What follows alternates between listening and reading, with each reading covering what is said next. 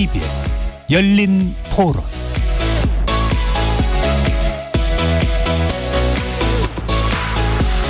안녕하십니까. KBS 열린 토론 정준희입니다. 집회하는 건 좋은데 일반 시민들에게 조금 소음이나 이런 피해를 주면서까지 하는 거는 마땅한 권리를 넘어선 월권 행위가 아닌가라는 생각이 좀 있고요. 근데 시위 자체 하는 거는 뭐 괜찮다고 생각해요. 일상생활에 피해를 주지 않는 선에서 하는 거는 좋다고 생각합니다. 저는 서울에서 평생 살았는데 그 시간에 집회에서 불편한 적은 별로 없었어요. 상징적으로 그런 권리를 제한한다는 거는 나중에 이제 더 큰 권리가 제한되는 데 시작이 될 수도 있기 때문에 진짜 이제 본질적인 집회에 대한 권리가 제한되는 거는 민주사회에서 말도 안 되는 일이기 때문에 저는 별로예요. 시민들에 대한 불편이 있잖아요. 그런 부분에 대해서는 그런 것좀 자제했으면 좋겠다. 꼭 필요할 때는 하겠지만은 왜 꼭 야근을 하느냐 이게. 잠도 자고 그러는데 그래서 자제를 해줬으면 좋겠다. 집회 자유는 보장을 하되 그 자유가 상대방의 자유를 침해시키는 게 당연하다라고는 생각 안 합니다. 서로 어느 정도 좀 타협해야 되지 않을까라고 생각을 하고 있어요. 거리에서 만나본 시민들의 목소리 어떻게 들으셨습니까? 불법 전력이 있는 단체의 집회와 시위, 자정부터 새벽 6시까지의 심야 시간대 집회 시위 제한하겠다는 정부 여당의 방침에 야당이 반발하면서 집시법 개정 여부가 뜨거운 이슈로 부상하고 있습니다. 정부 여당은 심야 시간대 집회를 금지할 수 있게 했던 집시법 10조가 받은 2009년 헌법 불합치 판정이 금지 취지 자체를 부정한 것은 알다면서 이를 개정해서 무분별한 집회를 막고 입법 공백을 넣어야 한다고 주장하고 있습니다. 하지만 야당은 기본권 침해 소지가 큰 수상한 조치라면서 반대하고 있는데요. 집회의 자유는 보장돼야 하겠지만 소음 등에 의한 시민들 불편은 또 제대로 살피고 있지 못한 상황. 두 분의 헌법 전문가 모시고 어떤 방향으로의 집시법 개정이 필요할지 관련 쟁점에 대해서 자세히 논해보겠습니다. KBS 열린 토론 지금부터 시작합니다. 살아있습니다. 토론이 살아있습니다. 살아있는 토론, KBS 열린 토론. 토론은 라디오가 진짜입니다. 진짜 토론, KBS 열린 토론.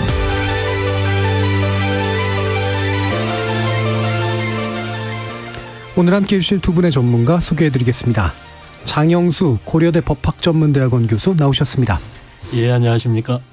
한상희 건국대 법학전문대학원 교수 나오셨습니다. 네, 반갑습니다. 문자로 참여하실 분은 샵 9730으로 의견 남겨주십시오. 단문은 50원, 장문은 100원의 정보 이용료가 붙습니다. KBS 모바일 콩과 유튜브를 통해서도 무료로 참여하실 수 있습니다. KBS 일라디오의 모든 프로그램은 유튜브를 통해서도 함께하실 수 있습니다. 여러분의 많은 관심과 참여 부탁드리겠습니다. 자, 오늘 논의는 집회와 시위에 관한 법률을 개정해야 되는가? 개정해야 된다면 또 어떻게 해야 되는가? 여기에 관련된 논의를 이제 두 분과 함께 하려고 하는데요. 일단 정부 여당의 방침은 출퇴근 시간대 도로에서 열리는 집회와 시위 그리고 오전 0시에서 6시 사이의 집회는 불법 전력이 있는 단체가 신고를 한 경우에는 제한하겠다라는 방침이 일단 나온 겁니다. 그리고 이제 집시법 개정에 관련된 또 구체적인 논의가 뒤에 또 이어지긴 하는데요. 이 부분에 대해서 이제 두 분이 어떤 생각을 가지고 계신지 일단 평가를 한번 좀 들어보도록 하겠습니다. 먼저 장영수 교수님. 예, 집회의 자유라고 하는 것이 중요한 기본권임을 부정하는 사람은 별로 없을 겁니다. 그런데 이 집회의 자유라고 하는 것도 절대적 기본권은 아니거든요. 예. 다른 사람들의 기본권 내지는 중요한 공익과 관련해서 이것들이 서로 충돌한다 싶을 때는 조율 조정도 필요하고 제한도 필요합니다. 문제는 이런 제한을 할 때는 개별적인 케이스마다 이 경우에는 이게 더 중요하다 저게 더 중요하다를 어떻게 합리적으로 판단하느냐 여기에 있는 것이지 이걸 획일적으로 무조건 제한해야 된다 무조건 제한하지 말아야 된다 이렇게 말하기는 어렵고요. 예. 지금 정부 여당 쪽에서 이제 집시법 개정을 얘기하고 있는 게 일응의 타당성을 가지고 있는 부분이 틀림없이 있습니다. 예. 하지만 그와 관련해서 개별적인 제한이 여기에 따른 제한이니까 무조건 정당하다고 말하기는 어렵습니다. 예. 다시 말하자면 집시법 5조나 12조에 근거해서 제한한다는 것이 하나의 기준은 되지만 구체적 개별적인 경우에 있어서 우리가 얘기하는 법익 형량 내지는 비례성 판단은 반드시 들어가야 되고 거기에 따라서 뭐 이와 같은 제한 조치가 정당하다 안 하다에 대한 구체적인 판단은 또 달라질 수 있다. 예. 그런 얘기입니다. 예. 그러니까 일률적인 제한 방식은 옳지 않고. 그러니까 이제 제한의 근거는 될 수 있고 필요할 수 있지만 예. 개별적으로 이것까지 제한하냐 이 문제는 여전히 남아 있다. 예. 그런 거죠. 좀 더 구체적인 이제 이 얘기를 따져보는 일들이 필요하다는 말씀이신데요. 제가 아까 성함을 잠시 잘못 말씀드렸는데 한상희 교수님. 그런 오해는 많이 받으니까 괜찮습니다. 사실 집회나 시위 같은 것들은 그 어떤 집회도 동일한 것이 없고 그 어떤 시위도 예. 같은 것이 없거든요. 그러다 보니까 그때그때 개별적인 상황에 따라서 구체적인 어떤 그 위험의 발생 가능성 이런 것들을 충분히 그리고 객관적으로 예측을 하면서 그에 따른 그 대응 방안을 마련할 필요가 있는 거죠. 예. 문제는 뭐 사실 그렇게 되어야 됨에도 불구하고 우리 질시법의 기본적인 입장이 그러니까 집회를 하나의 그 사회적인 필요악 되도록이면 안 하면 좋은 거. 예. 뭐 이런 식으로 규정을 하고 있는 방식이죠. 이제 그러다 보니까 집회를 관리해야 되는 경찰은 집회의 적이 되어 있는 이런 상황이거든요. 이런 부분들이 어떻게 보면은 그 과거 권위주의 체제 때 집회에 대한 폭력적인 그 통제 이제 그리고 또 요 근자에 나오는 정부 여당에서 집회 일반에 대해서 그 좀 뭐 불법이라는 낙인을 찍는다든지 또는 뭐 경우에 따라서는 뭐 시민들의 불편을 강조하면서 그 집회가 잘못된 것이냐 이야기하는 것은 조금 문제가 있다는 생각이 듭니다. 예. 그러니까 모든 집회를 똑같이 간주할 것이 아니라 지금 장영수 선생님 말씀하시듯이 그때그때 상황에 따라서 그 집회의 성격이나 규모나 방법, 시간, 장소들을 고려하면서 경찰과 집회 주최자들 사이에 긴밀한 협의 과정 속에서 집회를 관리하고 그 과정에서 집회로부터 발생할 수 있는 시민적인 불편을 최소화시키는 그런 방법을 모색하는 것이 바람직하지 않는가. 예. 그런데 사실 이번 그 뭐 정부 여당에서 집회와 관련해서 나오는 이야기들은 외견만 보면은 조금 이런 뭐 민주사회의 기본적인 뭐 글로벌 스탠다드라고 해도 좋은데요. 그런 방향성은 조금 다른 맥락에서 이야기되고 있는 것 같아서 참 걱정이 됩니다. 예. 그러니까 기본적으로 이제 보장해야 되는 권리이고 그리고 보장하면서 이제 안전하게 만들어주고 다른 시민들의 불편이 끼쳐지지 않도록 이제 관리하는 접근법이 기본이 돼야 되는데 이걸 나쁜 것으로 보고 어떻게 하면 많이 걸러낼 것인가라는 관점에서 접근한다. 이런 말씀이시죠. 이런 지적에 대해서는 어떻게 저는 생각하십니까? 원칙적으로 동의합니다. 예. 다만 이걸 이제 우리가 양쪽을 균형 있게 봐야 되거든요. 예. 경찰 쪽에서 이걸 갖다가 자꾸 막으려고만 한다라고 하는 지적도 일리가 있습니다. 그런데 실질적으로 시민의 불편을 아랑곳하지 않고 무리하게 집회를 강행하는 쪽도 문제가 있거든요. 예. 특히 얼마 전에 그 건설노조 노숙 집회 같은 경우에 있어서는 과연 그 노숙 집회가 무엇을 위한 것인지 저는 납득이 잘 안 가는 것이 이 집회라고 하는 것은 뭐 한상희 교수님 조금 전에 말씀하셨던 것처럼 이 권위주의 시대처럼 하면 안 되거든요. 예. 민주화 시대에 있어서 이 집회라고 하는 거는 말하자면 이 적극적인 의사 표현의 수단이지 반정부 투쟁의 수단은 아닙니다. 예. 정권을 무너뜨리자고 집회하는 거 아니지 않습니까? 그렇게 된다면은 그 정권에 어떤 힘을 실어준 선거를 통해서 정권을 만들어놓은 국민들을 부정하는 게 되어버릴 테니까. 예. 그런데 이제 문제는 과거 권위주의 시대에 하던 집회 행태가 지금까지도 계속되고 있는 이런 부분들도 굉장히 심각한 문제다. 예. 그리고 그 부분을 빼놓고 얘기하면은 이게 균형이 어그러진다. 경찰 쪽의 문제도 있을 수 있지만 이 집회 시위하는 쪽의 문제도 함께 우리가 지적하면서 고쳐나가야 된다. 예. 그렇게 봅니다. 그래서 그 부분에서는 제가 조금 예. 반론을 제기해야 될 것 같은데요. 예. 사실 그 건설노조 집회 왜 1박 2일로 했냐 물어보니까 이유가 엄청 많아요. 예. 뭐 하여튼 나름의 이유는 있었겠지만 그 이유가 무엇인가는 집회를 관리해야 되는 책임을 지는 경찰청이나 국가행정기관의 몫은 아닙니다. 무엇을 위해서 무엇을 말하기 위해서 집회를 했느냐. 그 이제 그런 것을 바탕으로 해서 규제를 하게 되면은 그러니까 그 표현의 자유에서 절대 금기로 되어 있는 내용에 의한 규제가 되거든요. 뭐 예를 들자면 지금 말씀하셨듯이 반정부 투쟁의 수단으로 집회를 했기 때문에 금지하겠다, 규제하겠다 또는 뭔가 좀 바람직하지 않다라고 하는 것은 그러니까 어떤 정치적인 판단의 대상이지 집회를 관리하는 지금 그 그런 표현을 입장에서의 가지고 주장, 그러신다면은 판단 예, 이거하고는 관계없는 거죠. 지금 여기서 반정부 투쟁이라고 한 것은 단순하게 정부에 대한 비판 반대가 아니라 이 정상적으로 민주주의 절차에 의해서 수립된 정부를 부정하고 무너뜨리겠다. 그러면 지금 내란이라고 보시는 아니, 겁니까? 내란이 아니라 과거 이제 군사독재 시절에 집회 시위 실제로 그랬지 않습니까? 그러니까 정부 퇴진을 위해서 퇴진도 아니죠. 뭐 퇴진할 리가 없다고 생각을 했으니까. 정권 근데 퇴진이 여전히 그 내용 당시는 쪽에 좀 가까운 것 그런데 같은데요. 이제 방금 문제는 말씀하시는 건. 제가 예. 말씀드린 건 그런 쪽을 가지고 내용을 가지고 얘기한 게 아니라 예. 이 노숙 집회 같은 경우에 문제가 되는 게 뭐냐면 아까 말씀드렸잖아요. 이게 표현의 자유입니다. 표현의 자유라고 하는 건 즉 뭐 우리가 주장을 갖다가 물리적으로 관철시키겠다가 아니라 우리가 이런 주장을 하고 그 이런 주장에 합리성이 있다는 걸 다수 국민들에게 전달하고 국민들의 공감을 얻어내기 위한 그런 프로세스거든요. 그런데 듣는 사람이 없는데 사람들이 그걸 들을 수 있는 상황이 아닌데 거기에서 집회를 하면 도대체 뭘 전달하겠다는 겁니까? 예. 저는 들었는데요. 근데 이게 이제 예를 들면 이제 내용을 배제한다고 하면 형식의 불법성이나 형식의 위헌성을 따져야 되는 거 아니겠습니까? 예를 들면은 과도한 폭력이 행사된다라든가 말 그대로 이제 내란이라든가 이런 뭔가 전복의 어떤 의도적 행동들을 한다든가. 그런데 이제 그 형식과 관련해서 문제가 되는 게 예. 이런 방식의 집회 자체가 예, 예. 다른 사람들의 인권에 대한 침해가 된다.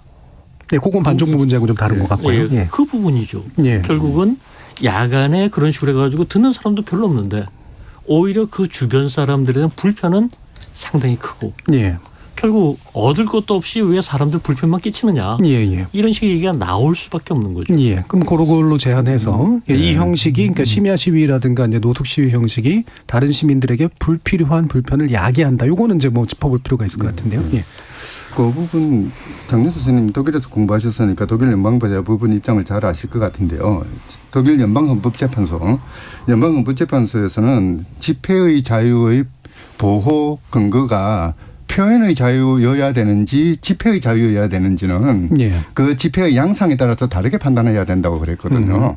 그러니까 어떤 집회가 있을 때 이 집회의 참가자들이 어떤 목소리의 내용을 전달하기 위해서 집회를 하는 것인지 또는 집회 과정을 통해서 자기들이 단합을 도모하고 또는 경우에 따라서는 소수자로서의 어떤 정체성 예. 연대를 확보하고 또는 경우에 따라서는 시위처럼 다른 사람의 의사에 영향을 미치려는 그런 위세를 과시하기 위해서 하느냐.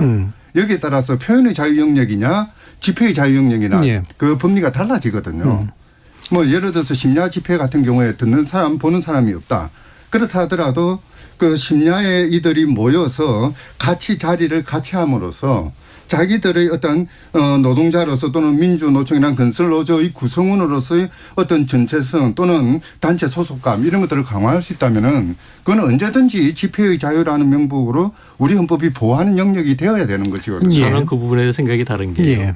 일단 집회 자체가 표현의 자유의 일종이고 그리고 그것이 표현의 자유와 완전히 동떨어진 그런 것이라고 저는 생각하지 않고요. 예. 우리가 이제 일반적으로 얘기하는 의사 표현의 자유의 다양한 형태 중에 하나 이렇게 봐야 될 것 같고요. 그리고 방금 한상희 교수님 말씀하신 그런 맥락이라면은 그 왜 광화문광장에 나와서 합니까? 자기들끼리 모여가지고 다른 사람 상관없이 자기들끼리 소속감, 동질감을 갖다가 형성하려는 거 그거 딴 데 가서 해도 되지 않습니까? 그걸 왜 제가, 해필이면 아니요, 그거는 제 합니까? 말씀을 오해하신 것 같은데 집회의 자유로 보호되는 영역은 뭐냐면 동질감, 소속감과 더불어서 자기들의 위세를 과시하는 것도 있습니다. 이게 과시한다는- 집회에서 가장 중요한 요소거든요. 시위란 말이 이제 그런 그렇죠. 뜻이죠. 예. 그러니까 그랬을 때 표현의 자유가 아니라고 말을 할 수는 없는 거고요. 아니요, 그 우리 과시하는 헌법에서 것 자체가 이제 남에게 21조에서 보이는 거죠. 언론, 그렇다면은 출판, 그런 집회 거죠. 자유의 자유, 집회 결사. 결사의 자유를 보장하고 있지 않습니까? 따로 집회라는 말을 쓰고 있거든요. 예. 그것이 표현 영역에서 그러니까 어떤 내용 전달, 의사 전달을 중심으로 하느냐, 이건 뭐 제 말이 아니라 그 독일 연방헌법재판소의 이야기입니다. 아니, 그런데 그래서 제가 지금 지금 그것은 넓은 의미의 표현의 자유와 그 구체적인 형태 이걸 갖다 얘기하는 거. 예컨대 우리가 뭐 1인 시위나 이런 거 얘기했었을 때 법상으로는 시위 개념이 안 들어가죠. 아니요, 제가 말씀드린 거는 듣는 사람이 없음에도 불구하고 왜 굳이 심야에 해야 되느냐라고 이야기를 했을 알겠습니다. 때 듣는 사람이 없어도 된다는 거죠. 집회의 자유는. 자, 이 부분은 물론 되게 전 중요한 헌법적 이제 관점이 이제 투영되어 있다고 봅니다만 또 청취자들이 들으시기에는 또 과도하게 좀 어려울 수도 있어서요. 일단 요 정도까지 좀 듣고요. 대신 요거는 한번 짚어보죠. 그러니까 이런 거잖아요. 그 노숙 집회라든가 이런 걸 통해서 자신의 어떤 보호받을 그러니까 보장받을 어떤 권리를 행사하는 영역과 그걸 통해서 남의 이익을 침해하는 영역이 이제 조정돼야 된다라고 이제 아까 말씀을 주셨는데 어떤 구체적인 법익이 시민들의 법익이 실제로 침해되고 있다고 보시는 건가요? 일단 우리가 이 주간 집회와 야간 집회를 나누는 이유가 뭐냐? 예. 주간에 있어서는 뭐 그래 저 사람들도 뭐 할 말이 있으니까 저런 모임을 가지고서 시간 내서 하겠지 납득을 하거든요. 근데 야간이라면 당장 나도 자야 되는데 혹은 여러 가지로 이제 좀 이게 좀 예민한데 예. 그럴 때 거기에서 그렇게 하는 건 주간에와는 달리 끼치는 피해가 더 크다라고 느끼는 거거든요. 예. 오히려 저는 이번 그 노숙 집회 문제와 관련해 가지고 경찰 대응에서 가장 좀 의아하다고 생각하는 것은 예. 왜 이게 그 집회 참가자 내지는 주도자들과 경찰에 대립이 되는지 이거는 오히려 그 관련 지역 주민들 좀 모셔다 놓고 얘기를 들어야 되는 거 아닙니까? 근데 아까 이제 주신 말씀 주면 아무도 안 듣는데 왜 하느냐라고 했을 때 아무도 안 들으면 이제 피해가 안 생기는 거잖아요. 아무도 안 듣는다는 것은 피해가 없다는 게 아니라 들을 생각이 없는 거죠. 들을 요구를 안 하는데 가가지고서 막 떠들어대면 짜증만 나고 얘기하는 내용은 전달이 안 되고 이렇게 되는 거죠. 그러니까 그런 피해가 이제 보장받을 권리보다 일단 크다라고 보시기 때문에 이제 그 제한할 이유가 있다 이렇게 일단 보시는 것 그 같고요. 점을 예. 말씀하시는데 거기서는 조금 구분해야 될 게 있습니다. 집회 그 자체를 야간에 하느냐 안 하느냐 이거는 우리 헌법재판소에서는 야간이 가지는 특성 그게 공포심을 야기한다든지 쉽게 흥분한다든지 또는 뭐 관리가 어렵다든지 뭐 그런 거하고 관련되는 것이고요. 뭐 주위에 뭐 잠을 못 잔다. 수면권을 방해한다. 뭐 이런 것들은 소음의 문제거든요. 예. 그러니까 집회가 된다고 해서 소음이 나가지고 잠을 못 자는 그런 것은 아니고요. 예. 바로 그 때문에 야간 집회의 경우에 특히 이제 그 이번에 건설노조가 했던 집회의 경우에는 저 서울시청을 중심으로 광화문 이 지역입니다. 예. 주거민이 없는 지역이거든요. 없지 않습니다. 뭐 호텔이 있다고 하지만은 그 지난 2002년 월드컵 하면서 호텔이 방음 장치도 다 해버렸고요. 예. 이제 그런 상황에서 그러니까 타인에게 미치는 영향은 상당히 작은 영역입니다. 그리고 거기는 밤이기 때문에 교통량도 현저하게 줄어드는 예. 부분이고요. 문제는 이제 그 건설노조가 1박 2일 집회를 하면서 야간 집회를 했다, 철야 집회를 했다라는 데 문제를 두는 것이 아니라 그 철야 집회를 함으로써 어떤 시민들에 대한 주변 시민들에 대한 불편을 야기했는가. 예. 그리고 이 불편을 최소화하기 위해서 경찰은 무엇을 했어야 됐는가. 또는 집회 주최자들은 어떤 노력을 했어야 됐는가. 이걸 논의해야 되거든요. 그런데 그걸 논의하지 않고 단순히 1박 2일 철야 집회를 했다는 말 그 자체 하나만 가지고 불법 집회니 또는 뭐 잘못된 집회를 규정하는 것은 이거는 우리 헌법의 기본권 보장 정신을 어긋나는 것이죠. 예, 알겠습니다. 자, 여기까지는 그래서 지금 현재 논쟁을 야기한 사안에 대한 이해들을 한번 좀 살펴봤고요. 이게 이제 바로 논의할 것하고 연결이 되는데 지금 이제 집시법 10조를 개정하는 게 정부 여당의 목표입니다. 야간 집회를 금지하는 내용이죠. 근데 이게 이제 과거에 이제 헌재에 의해서 2번의 이제 결정을 받았는데 이 부분에 대한 설명을 일단 장현수 교수님께 부탁드릴까요? 예. 일단 간단하게 이제 설명을 드리자면 예. 이 기존의 집시법 10조는 해가 지고 나서 해가 뜰 때까지 그렇죠. 이때까지 이제 집회를 전면 금지한 겁니다. 그런데 이렇게 하다 보니까 어떤 문제가 생기냐면 직장인이나 학생들 같은 경우에 있어서는 뭐 직장 끝나고 그리고 이제 학교 수업 끝나고 나서 하려고 하다 보면은 이미 해가 진 다음이니까 예. 할 수 있는 게 없어요. 예. 결국은 이게 부분적인 제한이 아니라 이 사실 주간에는 못 하는데 야간까지도 못 하게 하니까 집회 자체를 전면 금지한 것 같은 이런 효과가 나고 이건 좀 과도한 제한이 아니냐 이런 문제가 생긴 겁니다.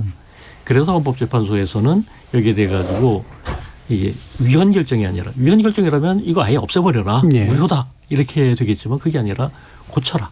시간을 주고선 이거 좀 문제가 있으니까 이 해진 이후에도 일정 시간까지는 집회할 수 있도록 좀 허용하는 방향으로 국회가 법 개정을 해라. 이런 취지로 헌법 불합치 결정을 내린 겁니다. 예. 그런데 이 헌법 불합치 결정에도 불구하고 국회가 시한 내에 법 개정을 안 하니까 해당 조항이 무효가 되거든요. 예. 무효가 되니까 지금은 금지 규정이 없는 거고 예. 사실 한상희 교수님 조금 전에 이제 불법이다 이런 얘기를 했는데 불법이라고 말할 수 있는 근거가 없어진 겁니다. 그렇죠. 예. 그리고 여기에 있어서 문제가 되는 것은 그렇다면은 이런 상태로 과연 이게 사실 지난 한 12년 동안 그냥 계속 묵인되어서 또 하나의 이유는 이런 식의 노숙 집회, 철야 집회가 별로 없었거든요. 예. 이번에 대규모로 생기니까 아 이게 법 없이도 잘 가나 보다 하던 것이 잘 안 가네. 예. 언제든지 문제가 터질 수 있네라고 인식이 바뀌면서 이 법을 만들어야 되겠다라는 얘기들이 나오고 있는 겁니다. 예. 그래서 일보루 자정까지는 생활 시간대로 봤기 때문에 그 부분이 문제로 삼았던 게 이제 과거에 이제 헌재 결정의 예. 의미고요. 그래서 현재 정부 여당이 추진하고 있는 건 0시에서 6시가 되는 건 어느 정도 조정의 의미가 있다라고 이제 보시는 거죠. 그렇죠. 이제 헌재 결정의 취지를 반영한 예. 입법이다라고 이제 주장을 하고 있고 그런 주장에 일리가 있는 것이죠. 예. 한상희 교수님. 조금 부연 설명이 필요할 것 같은데요. 두 개의 판결이 있습니다. 2009년에 결정이 있고요. 예. 2014년 결정이 예. 있고요. 2009년에서는 그러니까 위헌 의견이 5명이었고 헌법 불합치 의견이 2명이었고 합헌 의견이 2명이었고 네네. 그러다 보니까 헌법 불합치로 결정이 됐습니다. 위헌 의견은 뭐냐면은 이거는 헌법이 절대적으로 금지하고 있는 허가제에 해당된다. 그렇기 때문에 이것은 안 되겠다라고 본 것이고요.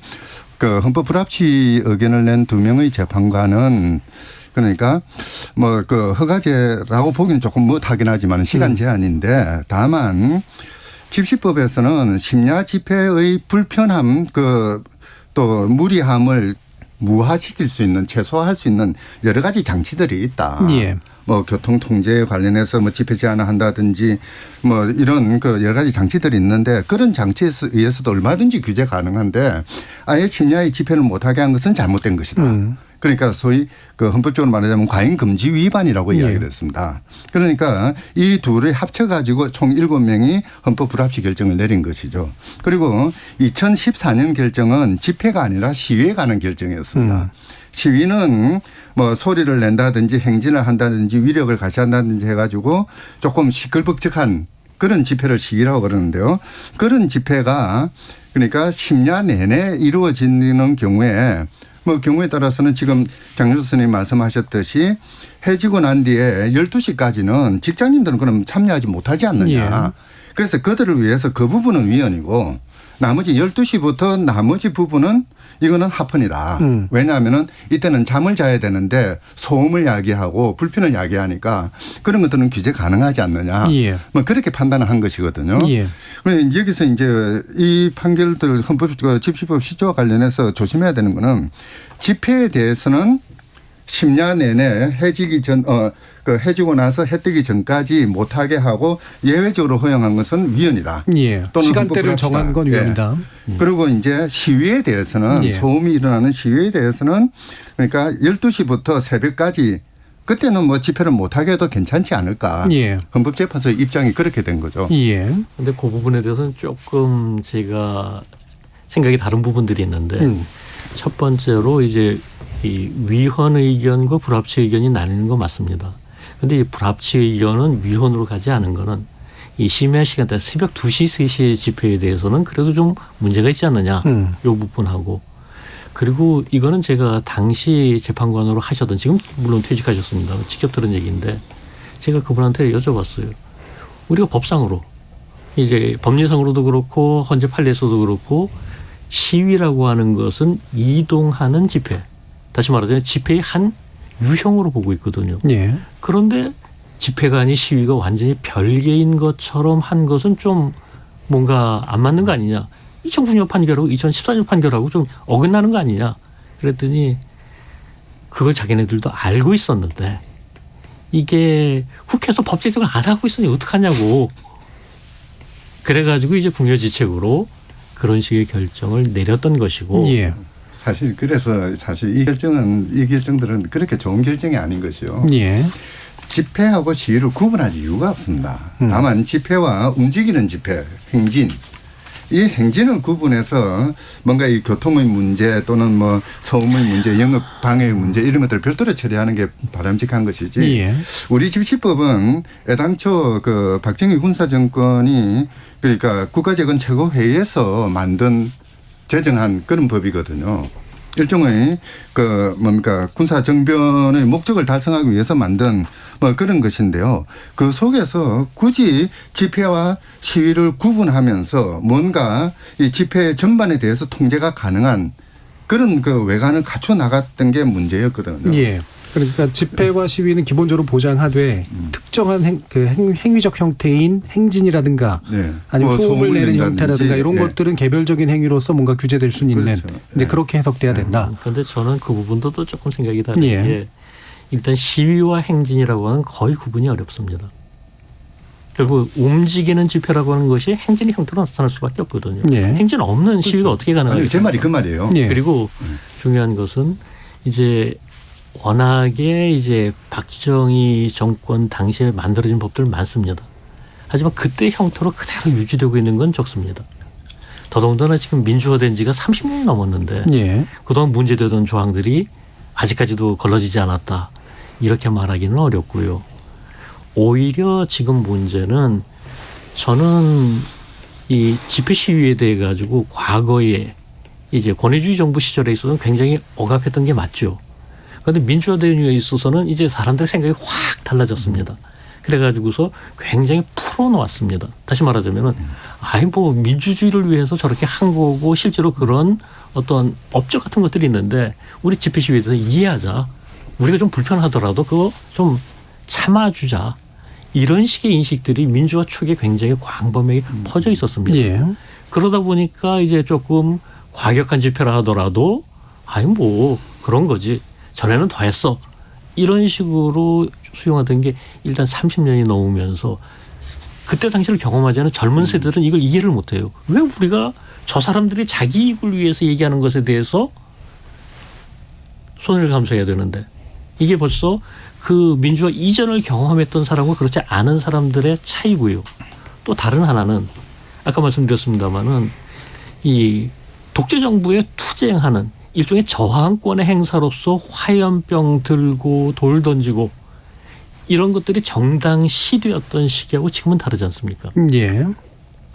그리고 그때 당시 하던 시위 형태, 뭐 집회 형태를 지금 반복하려 했을 때는 이건 세상이 바뀌었는데 이 바뀐 세상을 갖다가 전혀 인정하지 않으려는 태도가 될 수밖에 없습니다. 예. 예. 그런 부분에 있어서는 저는 예, 그 많은 부분은 아까도 이제 변화가 얘기하신 필요하다. 부분이니까요. 네. 예, 요거를 그러면 일부에서 어쨌든 정리 한번 좀 가도록 하죠. 지금 한쪽의 이제 견해는 집회와 시위를 기본적으로 금지하거나 뭐 허가하는 방식으로 하지 말고 일정 시간대에서 특정한 행위를 제한하거나 관리하는 방식으로 규제하는 것은 필요할 수 있다라는 게 이제 한상 교수님 의견이시고요.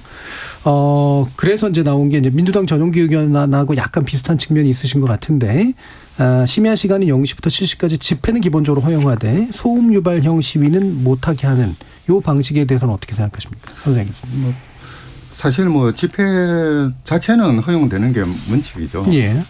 사실 이제 독일에서 그 뭡니까 80년대 중반이죠. 브룩도르프 사건 그 결정 판결이 나오면서 기본적인 그 집회 관리 개념이 바뀌거든요. 물리력을 동원해서 집회를 규제하는 규제 모델에서 이제 집회 주최자와 경찰이 서로 협의를 해서 집회를 관리해 나가는 예. 협의 관리 모델로 바뀝니다. 그리고 이 협의 관리 모델은 이제 그 뭐 북구에서도 21세기 들어와서 본격적으로 논의되었고요. 우리의 경우에도 과거 김대중 정부 때 이런 모델을 경찰이 도입하려고 노력을 많이 했습니다. 그런데 그럼에도 불구하고 이 협의 관리 모델에 입각한 집시법 개정이 이루어지지 않았던 거죠. 예. 이제 그러다 보니까 집시법은 기본적으로 집시법에서 가장 많이 나오는 말들이 뭐냐면은 집회의 자유를 보호하겠다는 말이 아니라 금지하고 제한하고 통보하고 해산하고 강제하고 이런 단어들이 나열되어 있는 것이거든요.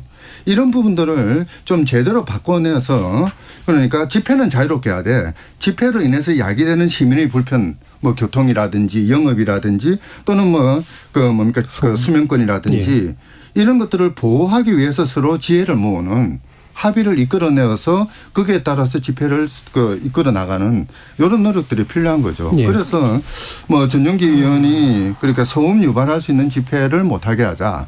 뭐 소음 유발할 수 있는 집회 자체는 못하게 하는 것이 아니라 그 소음의 규제를 경찰이 일방적으로 기준을 정해놓고 이까지 55데시벨 이상 하지마가 아니라 이 집회는 도심의 한가운데서 이루어지는 몇 시에 이루어지는 집회고 몇 명이 모이기 때문에 어느 정도 선에서 확성기 사용을 자제해라.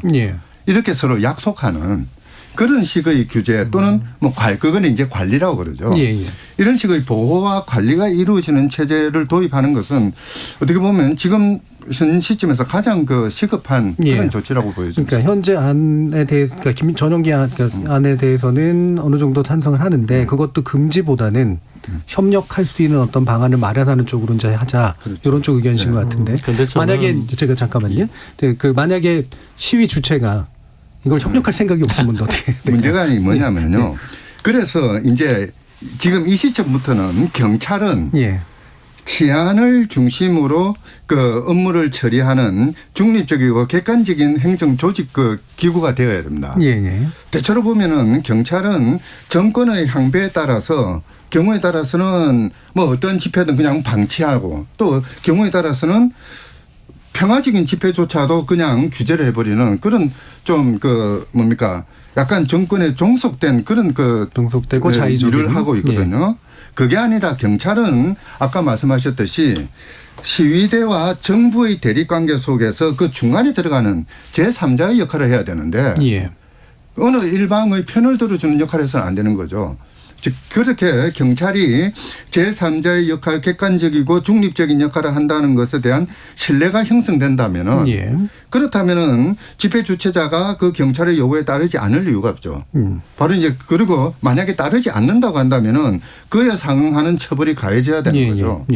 그래서 독일 같은 경우에도 이제 브룩도르프 사건 판결이 있고 난 이후로 각 주에서는 그러니까 경찰의 협의 의무를 부과하는 동시에 집회 주최자에게도 원래 이제 판결에서는 협의 노력해야 될 윤리적인 덕목만 이야기를 했는데 주 집시법을 만들면서 그런 협의에 응해야 될 의무를 부과하고 있습니다.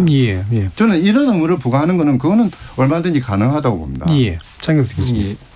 저는 이제 두 가지 점을 말씀드리고 싶은데 첫 번째로는 법이 규제 위주다.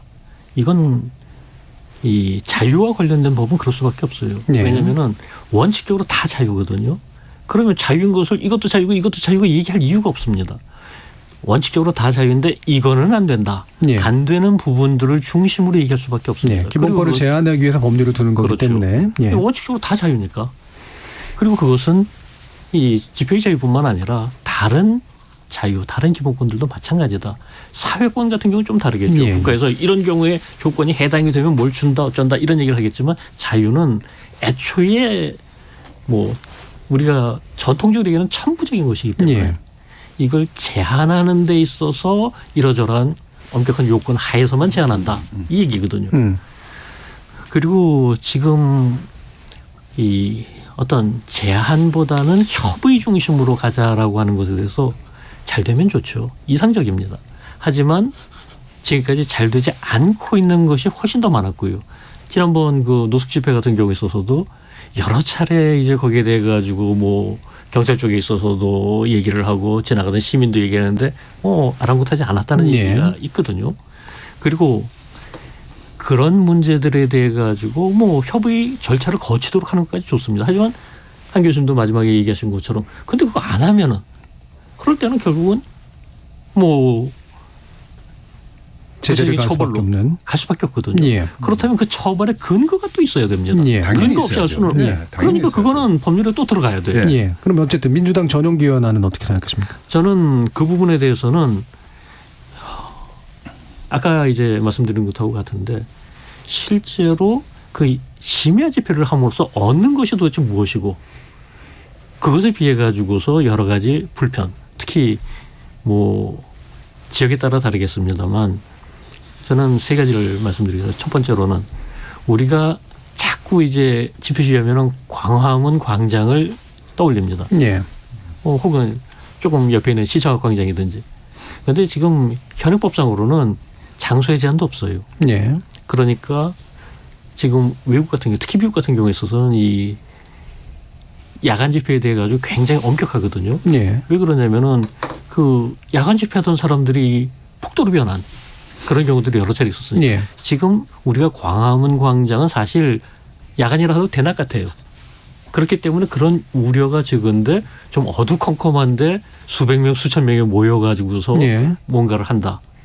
이런 것에 대해서도 아무런 규정이 없는 거거든요. 예. 이런 부분들도 우리가 고려를 해야 된다라는 예. 것이고 두 번째로는 광화문 광장 같은 데는 뭐 새벽 2시, 3시야 괜찮겠죠. 하지만 6시, 7시 오면 돼도 벌써 교통이 복잡해지기 시작합니다. 예. 그러니까 그런 부분들에 대한 고려도 해야 될 거고요. 그리고 이제 아까 한 교수님은 호텔 얘기를 하셨는데 이 호텔뿐만 아니라 그 뒤쪽에 이제 주상복합 건물들 쭉 생긴 거 아시지 않습니까? 그쪽 시민들의 불편은 생각보다 큽니다. 예. 그래서 집회도 웬만하면 허용하지 않는 게 좋다라고 보시는 건가요? 그러니까 저는 집회와 시위가 기본적으로 다르지 않고 예. 왜 심야 시간대에 하느냐. 사람들 보고 사람들 공감을 얻을 수 있는 시간에 정상적으로 해라. 그걸 갖다가 굳이 12시 전까지만 하면 되는데 새벽 2시, 3시에 할 이유가 도대체 뭐냐. 아까 말씀 속에서 보면 6시, 7시만 돼도 막 차가 막히는데라는 얘기였는데 그게 주간 시간대 아닙니까? 아니 지금 이게 이제 7시까지 열어놓자 하는 거니까 예. 그리고 7시 전에도 이미 차가 밀리는데 7시까지 열자는 그러니까 차가 밀리는 주간 시간대는 그럼 시위를 아예 못하게 해야 되잖아요. 그렇죠. 아니죠. 지금 그것하고는 또 다른 게 예. 아까 말씀드린 것처럼 이게 듣는 사람들이 거기에 대해 가지고 시위라고 하는 것이 결국은 벽 보고 시위하는 거 아니지 않습니까? 예. 혼자 어디 산속에 들어서 시위하는 거 아니지 않습니까? 듣는 시민들을 향해서 시위를 하는 건데 그럼 들을 사람이 없는 상태에서 시위를 하는 게 도대체 무슨 의미가 있느냐. 그러면 7시가 문제이신 건가요? 아니 7시가 아니라 예. 심야 시간 자체가. 예. 그럼 이제 06시라는 정부 여당의 안과 07시라는 안 사이의 차이는 없다. 예. 예. 알겠습니다. 네. 한 가지 좀 그런 게요. 지난 그 건설노조 집회의 경우에도 사실은 협의가 있었다라고 이야기를 하지만은 협의라는 거는 집회 신고가 이루어지고 집회가 실현되기 그 사이에 협의가 이루어져야 되거든요. 그런데 실제 그 건설노조 집회의 경우에는 경찰서장이 일방적으로 오후 5시로 꺼버렸고요. 그 이후의 집회에 대해서는 수리를 하지 않았습니다. 예. 그 협의가 없었죠. 이번에 그 오늘 민주노총 총파업 뭐 결의대회 한다 그랬는데 민주노총 총파업 결의대회 한다고 하니까 경찰청장이 13명에 대한 1계급 특진인을 걸고 이 집회를 막아라 불법 집회라고 다 예. 간주를 하면서 그러니까 그 물리력을 동원한 규제를 공언했습니다. 저는 이걸 막자는 거죠. 예. 그게 아니라 민주노총이 오늘 그 총파업 집회를 3만 5천 명, 5만 명이 모인다 그러면은 사전에 그 집회를 주도하는 그런 그 주최자들과 더불어서 경찰이 앉아서 또는 그 주위에 이제 시민사회 인사들이 앉아서 이런 집회가 모이는 때 교통의 문제는 어떻게 관리하고 지하철은 어떻게 정설할 것을 요청할 것이냐. 예, 예. 그래서 시민들의 불편이 최소화될 수 있는 방안은 무엇인가. 당신들이 과연 3만 5천 명이 모여야 되느냐. 예. 꼭 여기서 해야 되느냐. 이런 이야기를 서로 이야기를 하라는 거죠. 예. 저는 그 부분에 대해서 이견을 얘기하는 게 아니에요. 그걸 제도화하자는 아니, 거죠. 그런데 이제 그 부분이 있다 하더라도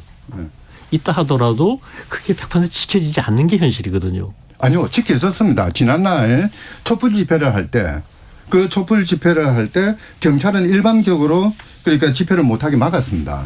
그 광화문에서 집회할 때요. 예. 그때 법원에 가처분 신청할 때 법원에서 이 집회를 그러니까 어느 정도 관리 가능한 형태로 만들기 위해서 시간 제한도 하고 장소 제한도 하고 행진로를 변경해 주기도 했습니다. 예, 예. 이런 과정들 이게 이제 변론 과정을 통해서 이루어지는 거거든요.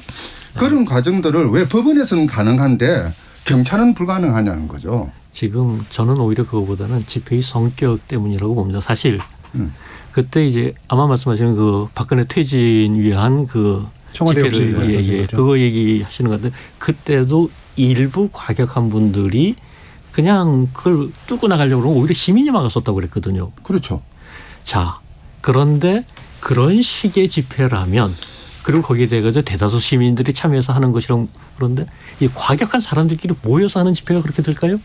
거기서 뚫고 나가려고 했었던 사람들? 예.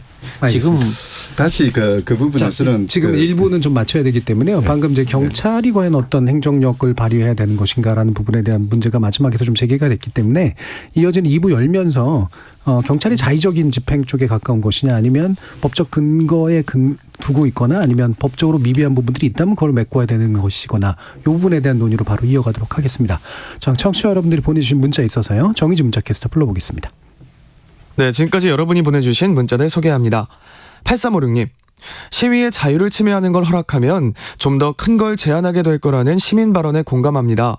캡사이신 사용이 80년대 시위, 야간 집회 금지는 통금을 연상시킵니다. 현대 민주주의에서 수십 년 이상 퇴보하는 느낌입니다 해주셨고요. 2246님, 소음 없이 어떻게 시위를 할 수 있겠습니까? 군사 정권으로 돌아가는 듯해 우려됩니다.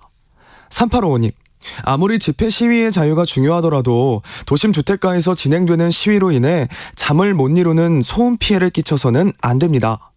0044님, 시민의 피해를 주는 집회는 불법입니다. 시위는 합법적인 선에서 평화적으로 진행해야 합니다. 유튜브 청취자 정혜원님, 시민들 입장에서야 도심에서 집회를 하면 물론 불편하죠.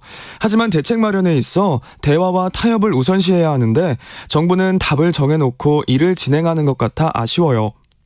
유튜브 청취자 문희님, 타인의 불편만을 고려하면 집회는 하지 말아야겠죠. 집회를 용인하는 사회 분위기가 형성되는 것이 중요합니다.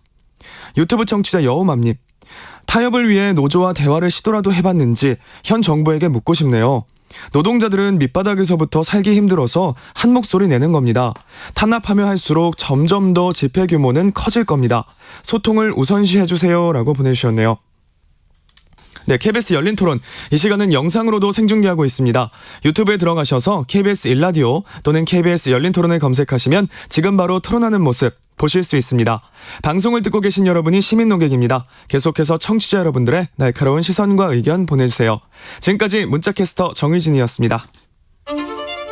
토론은 치열해도 판단은 냉정하게. 복잡한 세상을 바꾸는 첫걸음은 의외로 단순할지도 모릅니다. 평일 저녁 7시 20분 당신을 바꾸는 질문.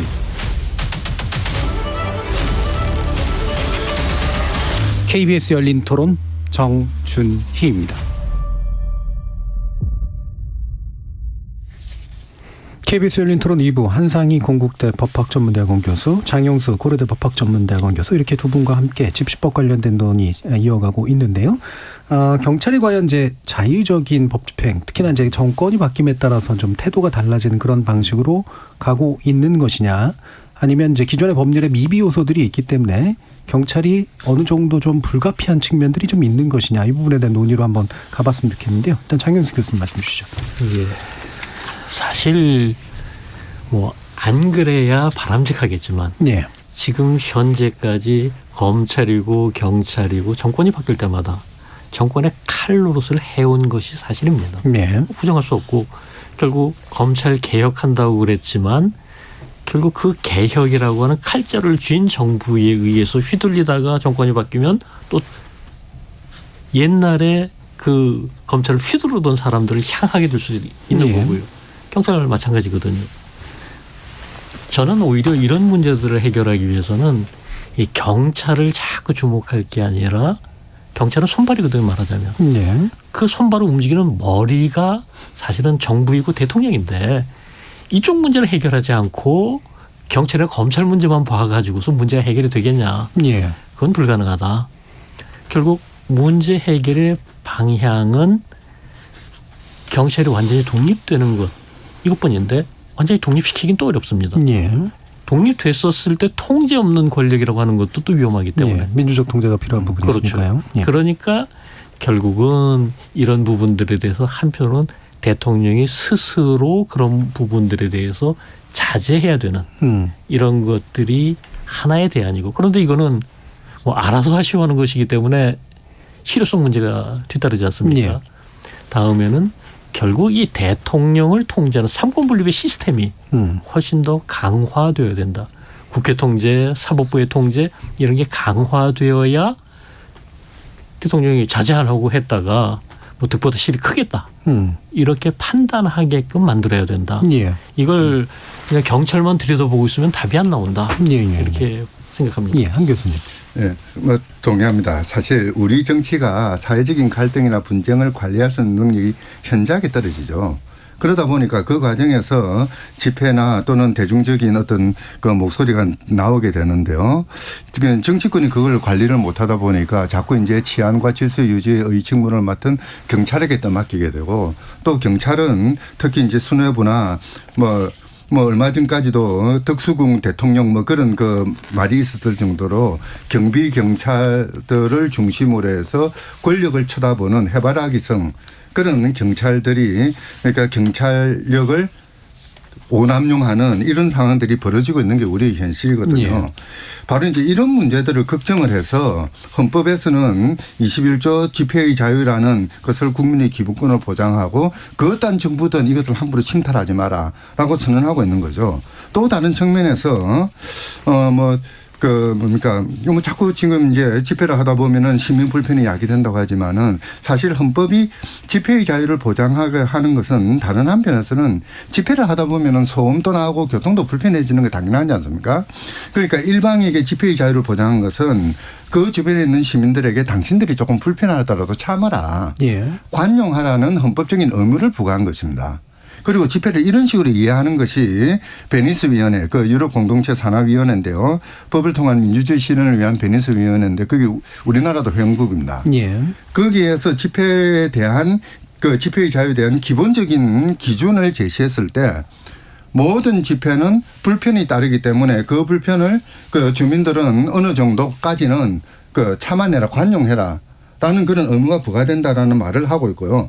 이런 표현을 우리 헌법재판소도 그대로 이야기한 적이 있습니다. 예. 물론 시민들이 집회가 이루어지고 특히 대규모 집회가 이루어지면은 불편한 것은 사실이고 그에 대해서 불만을 표할 수는 있겠습니다만은 사실 어떻게 보면은 집회의 자유라는 것은 우리 사회가 민주사회로 가기 위한 아주 중요한 핵심적인 권리인 만큼 좀 그런 부분에 대해서는 어느 정도까지는 관용해 주시면 감사하겠다. 예. 뭐 그런 말씀을 드리고 싶네요. 예. 그럼 요 부분하고 연관해서요. 바로 이제 질문 드리면서 다시 또 장 교수님께 여쭐 텐데 작년에 이제 한참 그 논쟁이 됐던 부분이잖아요. 문재인 대통령 사저에서 엄청나게 큰 확성기 틀어놓고 이제 시위하고 또 후원금까지 모금하고 이런 일종의 약간 좀 순수해 보이지 않는 그런 식의 행동들이 있는 것들에 대해서 이건 소음 규제 기준이나 이런 것들도 좀 잘 해야 되고 거리 기준이나 이런 것도 좀 만들어야 된다라고 얘기가 나왔었잖아요. 이 부분에 대해서는 어떻게 생각하십니까? 일단. 네. 저는 우선 대통령 사저란 말부터가 잘못된 이야기라고 예. 생각하고요. 대통령 집이죠. 예. 대통령의 전직 대통령 집 부근에 어떤 절대적인 집회 금지 구역을 설정하는 것은 저는 반대입니다. 그게 관저든 사저든. 예. 그쪽은 그러니까 농가들로 구성되어 있는 마을인 만큼 이 소음 규제가 필요한 부분이죠. 예. 그러니까 광화문 한복판에 교통이 번잡한 도심에서의 소음 기준과 그 주택가 내지는 농가 지역에서의 소음 기준은 같을 수가 없거든요.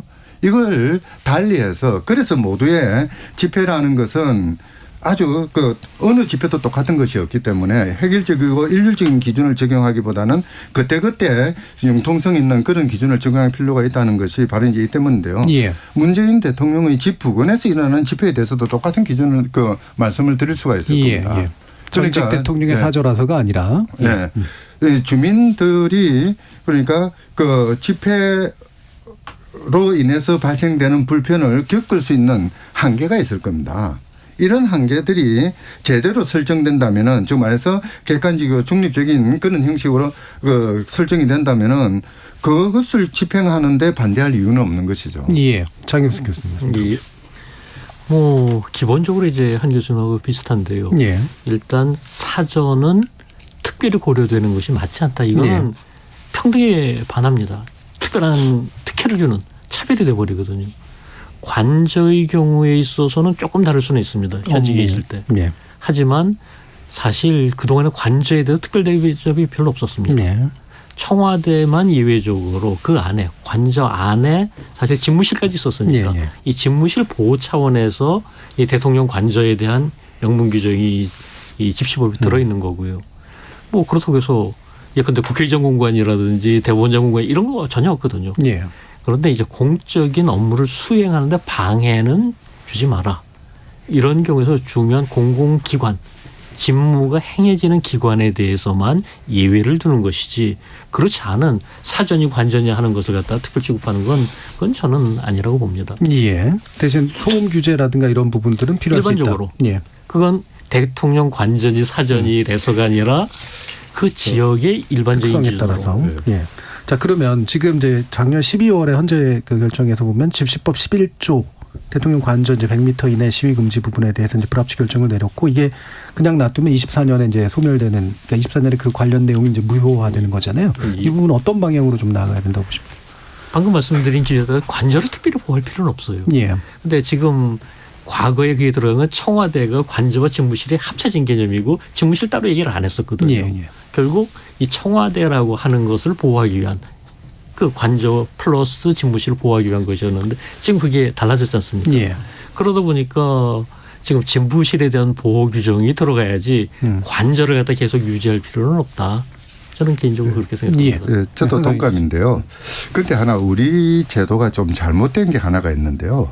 대통령 관저에 대해서는 뭐 집시법에서 굳이 규제할 필요는 없을 것 같습니다. 네. 문제는 경호법에서 대통령 경호라는 이름으로 일정한 구역을 경호지역으로 설정하고 거기에서 집회를 못하게 하는 이 우회적인 방법이 그 강제력을 동원하고 있는 것이거든요. 예. 이런 부분들은 조금 그 고쳐야 될 것 같아요. 특히 지금 현재와 같은 대통령 경호법은 이 권위주의 체제에서 정말 그 뭐 제왕적 대통령의 옹호법이지 사실 그 민주사회에서 이루어지는 경호법은 아니거든요. 그 경호의 개념부터 좀 축소를 하고 경호와 관련된 여러 가지 조치를 할 수 있는 권한 또는 그 절차들을 제대로 통제할 필요가 있습니다. 예. 자, 그러면 이 부분도 이제 논의를 해보죠. 지금 이제 집회 장소 제한에 관련된 것들도 그래서 기본적으로는 두 분 다 이렇게 그 폐지 관점이 맞습니까? 지금 저는 사전화 관저에 대해서는 그런데 이제 공공기관 자체 예. 중요한 직무가 행해지는 기관에 대해서 과도한 소음이나 집회로 인해 가지고 일을 제대로 못한다라고 하면 그건 사실 국민 전체 국가 전체 손실이거든요. 예. 그렇기 때문에 중요 공공기관 인근에서의 집회에 대한 제한은 필요할 수 있다. 예. 그리고 외국 대사관 같은 경우도 마찬가지고. 그러니까 여기에 대해서는 그리고 이거는 해외의 입법례를 보더라도 이 주요 공공기관 인근 집회를 제한하는 사례들은 상당히 많습니다. 예. 그렇기 때문에 이걸 갖다가 그냥 획일적으로 다 없애버리자. 이건 좀 무리한 주장이라고 생각합니다. 예. 그 민주사회에서의 그 집회 규정들을 보면은 주요기관 인근에서 집회를 못하게 하는 경우들이 많습니다. 그런데 대부분 예외조항을 둬가지고 집회를 허용하는 거죠. 그러니까 집회 신고가 일어나면은 그 지역에서도 적어도 80% 90% 이상은 집회가 가능한 예. 그런 그 현실을 보이고 있고요. 그리고 이제 아까 말씀드렸던 베니스 위원회나 또는 우리 헌법재판소도 이야기를 했는데요. 집회라는 것은 집회 대상이 들을 수 있고 볼 수 있는 거리 내에서 이루어져야 됩니다. 이게 가장 기본적인 원칙이거든요. 예. 또는 집회 대상이 되는 자와 토론을 할 수 있는 그런 거리 속에서 이루어져야 되는 게 원칙이죠. 뭐 그렇게 본다면은 지금 우리 집시법이 100m 그 경계로부터의 100m 이거 외국과 또 다르거든요. 외국의 경우에는 담장이 없는데 우리의 경우에는 담장으로부터 다시 100m입니다. 이제 이러다 보니까 그 100m 바깥에서 집회를 해봐야 아무 소용이 없는 상황도 벌어지거든요. 이런 식의 절대적이고 광범위한 그런 제한은 조금 고쳐야 될 필요는 있는 것 같아요. 예. 예. 그럼 또 한 가지 이제 볼게요. 지금 현행법상 시위가 여럿이 같은 목적으로 모이는 행위로 규정돼서 1인 시위는 집시법을 피해간다. 또 시위 중계 방송에서 흥금 모금하는 그런 안 좋은 행위들이 있다. 그래서 이런 것들을 좀 금지해야 된다라는 건 법안들도 일부 있습니다. 이 부분에 대해서는 어떤 판단하십니까? 저는 이거는 별개 문제다라고 예. 보는 게요. 일단 우리가 언론의 자유라고 하는 거 일반적인 개인적인 의사표현의 자유라고 하는 걸 별도로 얘기를 하고 이 집회 시위를 집시법을 통해 가지고서 예. 이 집단적인 의사표현을 별도 관리를 하는 이 시스템이 도대체 왜 필요하냐. 그것은 개인적으로 했었을 때는 그냥 그 말이 타인의 명예를 훼손한다든지 뭐 혹은 국가 기밀이라든지 군사 기밀 같은 걸 누설한다든지 이런 문제가 아니면 그건 허용해야지 뭐 좀 시끄럽고 불편하다고 해가지고 크게 문제될 거 없거든요. 예. 그런데 이게 수천 수만 명이 모여서 한다면 일단 그 자체만으로도 여러 가지 불편이 있을 수밖에 없습니다. 예. 교통에 대해서건 소음에 대해서건 그리고 그랬었을 때 이 개인과 달리 이 다중이 모이는 집회 시위에 대해서는 특별 관리를 필요하기 때문에 특별법을 두고 있는 거거든요. 예. 1인 시위라고 하는 것은 같은 시간 같은 장소에 여러 명이 모이는 게 아닙니다. 돌아가면서 교대해가면서 하는 건데 뭐 의도는 여러 사람이 뭐 그러게 하는 것일지 모르지만 형태는 개인적인 의사표현과 다르지 예. 않습니다. 특별 관리를 할 필요가 없어요. 이걸 갖다 특별히 더 강력하게 규제하겠다. 이렇게 할 이유가 없다라고 예. 보고요. 그리고 뭐 시위를 중계방송에서 후원금 모금하는 행위. 그런 게 솔직히 시위에만 있겠습니까? 온갖 데 다 있는데 예. 그걸 버스킹도 거기에 해당되잖아요. 예. 그런 걸 여기에서 이제 일일이 다 논의하기도 부적절할 뿐만 아니라 예. 저는 기본적으로 이런 것들은 법으로 금지하기보다는 시민들이 알아서 판단할 수 있어야 된다. 그렇게 봅니다. 예. 근데 이런 게 이제 왜 기부금품법이나 정치자금법에 위반되는 경우도 있지 않습니까? 예. 그건 또 다른 문제죠. 다만 한 가지 조금 뭐였습니다. 저도 조심스럽게 말씀드리는데요. 예. 1인 시위에 대해서는 규제할 필요가 없는데 1인 시위를 하면서 녹음기를 틀어놓고 자리를 비우고 그렇죠. 있는 경우. 예. 예. 그 이제 특히 이제 그때는 그 볼륨을 최대한으로 키워가지고 소음이 유발되고 있거든요. 이런 거는 1인 시하고는 또 다른 책 맥락에서 뭐 규율을 할 수는 있지 않을까 싶은 생각은 듭니다. 예. 하려면 목으로 고생해라. 그렇죠. 그렇죠. 근데 이거하고 연관된 것 중에 보면요. 큰 스피커 달고 막 일방적인 주장을 하고 다니는 자동차 같은 것들 있지 않습니까? 이 부분은 같은 맥락에서 이해를 해야 됩니까? 같은 맥락이라고 봐야 되겠죠. 그렇죠. 뭐 소음 규제 수준을 내에 들어간다면은 굳이 우리가 문제 삼을 필요는 없겠죠. 예. 장 교수님 마찬가지 의견이시고요. 그리고 지금 그걸 갖다가 뭐 집회 시위로 볼 이유는 없고 소음 규제는 소음 규제대로의 이제 별도 기준으로 얘기를 하면 될 거고요. 그 예, 자동차에 불법 설치한 거 뭐 그 정도. 그거는 이제 또 다른 문제고. 자동차 개조에 관련된 예. 자, 그러면 아까 이제 잠깐 나왔던 얘기긴 합니다만 이제 아까 이제 한상 교수님이 기본적으로 이제 경찰이나 이제 현재 정부 여당이 약간 시행령 정치를 하려고 하는 경향이 좀 있는 것 같다. 그리고 정부에 따라 오락가락한데 아까 잠깐 얘기는 나왔습니다만 특히나 이제 장소 관련된 이제 그 규제가 경찰의 자의적인 집행에 가지고 왔다 갔다 하면서 집행되는 경향이 있다.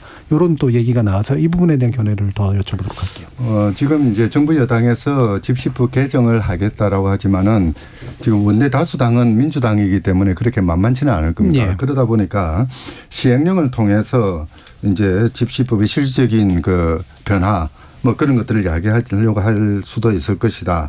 그런데 그것은 지난날 경찰국을 설치하거나 또는 검찰의 수사권 조정에서 시행령으로 입법을 그 무위로 돌렸던 그런 것하고는 상황이 조금 다를 것 같습니다.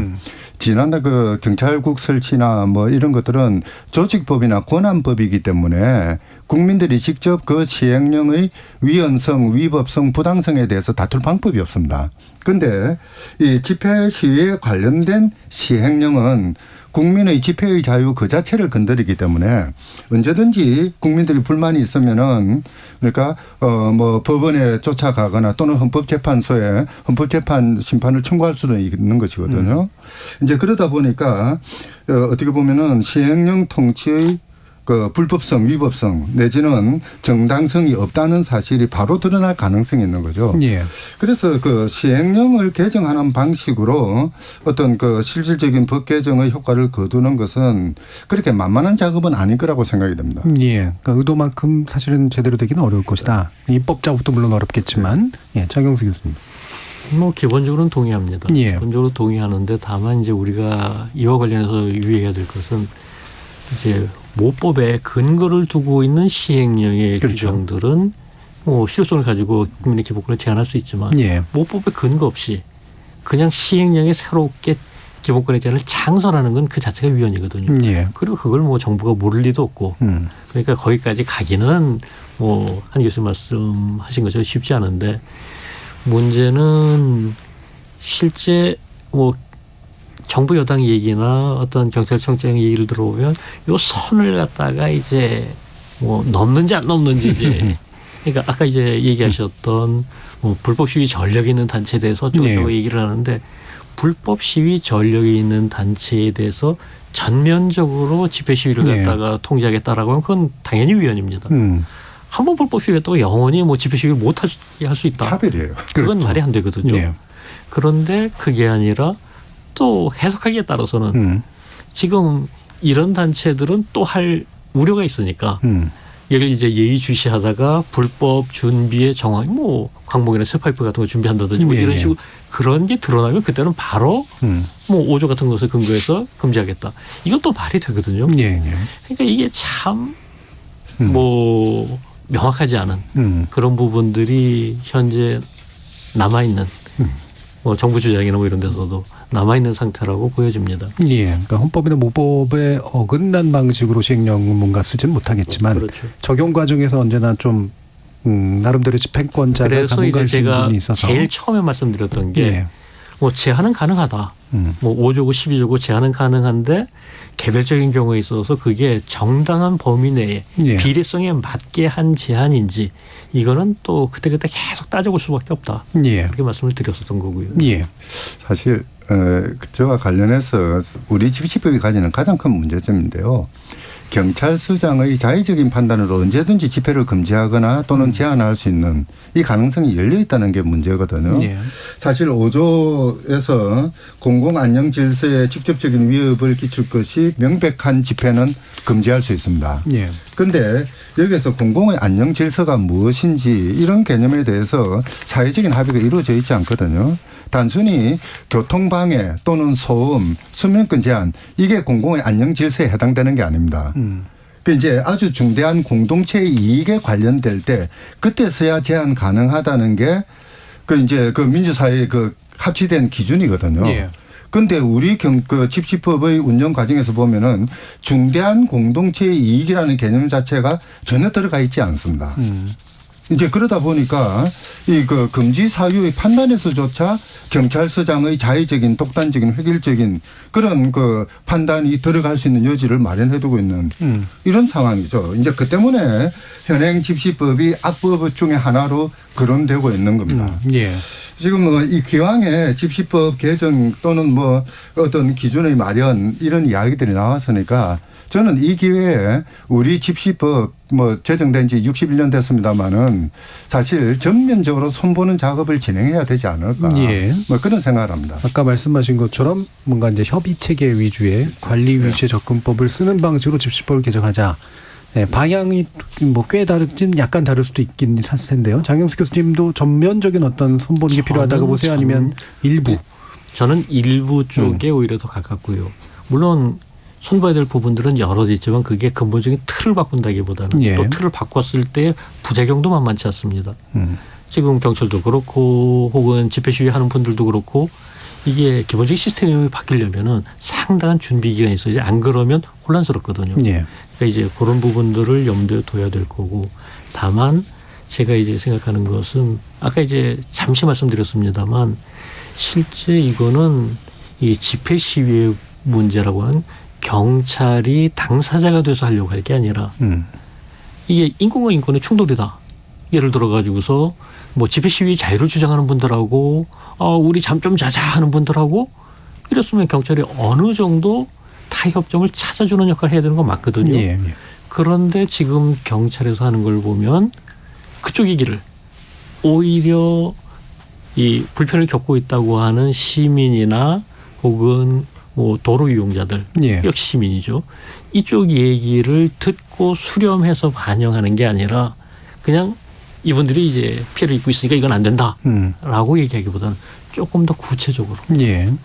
제가 전에 어떤 토론회에서 그런 얘기를 들은 적이 있어요. 지금 이 대통령실이 용산으로 이전하고 나니까 용산 쪽에 집회 시위가 이제 늘었지 않습니까?